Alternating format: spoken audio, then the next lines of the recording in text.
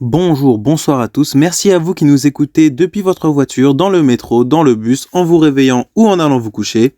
Vous êtes sur Bunnybear.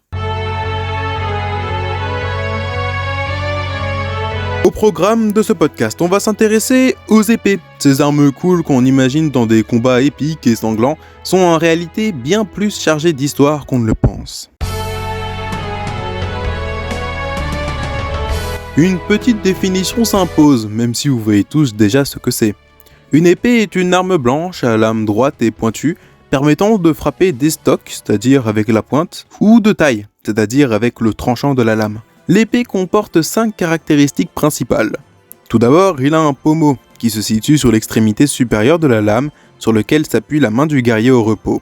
Cela explique sa forme arrondie d'ailleurs. Puis la poignée, qu'on appelle aussi la fusée, donc partie intermédiaire entre le pommeau et la lame, elle est saisie par la main. Pour protéger la main du porteur de la lame, il y a une protection qu'on appelle la garde. Et c'est là où celui qui fait l'épée peut se faire plaisir, car il en existe de toutes les formes possibles et inimaginables. Et enfin, il y a la lame, plus ou moins longue, plus ou moins large, c'est plutôt varié, mais qui se termine toujours en pointe et comporte un ou deux tranchants, sans oublier le fourreau pour ranger et protéger tout ça. L'apparition de l'épée a été l'une des principales révolutions apportées dans l'armement par la métallurgie du bronze. À la fin du paléolithique, le débitage du silex à la pression avait permis d'obtenir de véritables couteaux, peut-être même des poignards, on n'était pas là de toute façon. Mais ceux-ci ne furent généralisés qu'à l'ère chalcolithique, alors entre le 4e et le 2e millénaire avant notre ère, car les bergers s'en servaient comme arme. Le problème, c'est que ces lames étaient en cuivre et que c'est relativement fragile. Par conséquent, il était impossible de les faire s'allonger. Heureusement, nos ancêtres étaient malins et ils ont ajouté de l'étain afin d'endurcir le métal et de pouvoir créer des lames plus longues. Afin de les améliorer, ils leur ont fait prendre une forme triangulaire et ont mis une arête médiane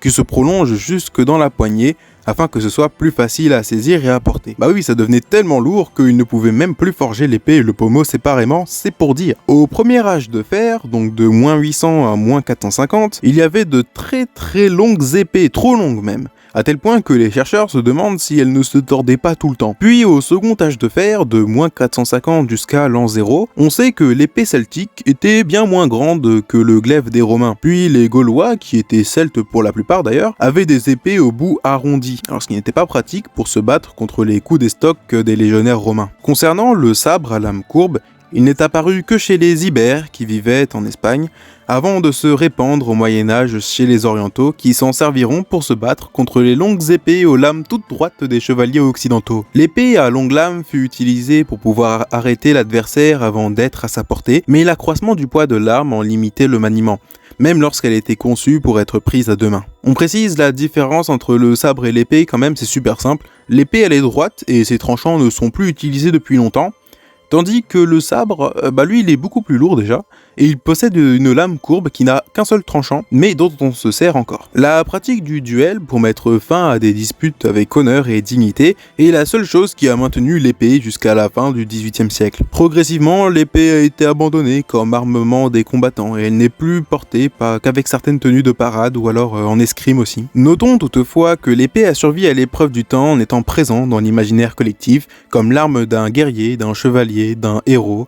C'est sans doute dû à toutes ces œuvres en littérature ou en jeux vidéo qui remettent à la lumière du jour ce style de combat qui n'est plus à la mode depuis des siècles.